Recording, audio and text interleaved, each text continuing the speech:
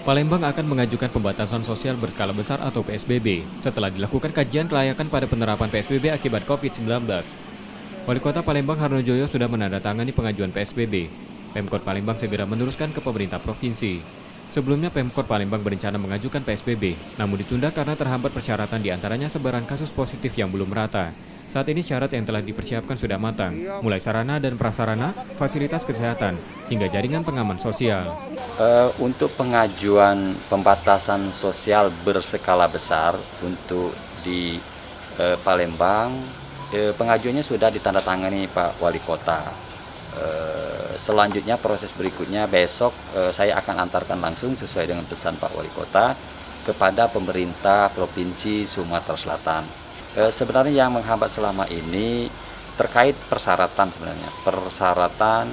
dari sisi sebaran. Setelah diajukan, Palembang tinggal menunggu kajian dari Kementerian Kesehatan. Wali Kota Palembang menerbitkan instruksi untuk mendisiplinkan warga. Salah satunya dengan mengkarantina warga yang tidak memakai masker. Rizky Nurmizan, Kompas TV, Palembang.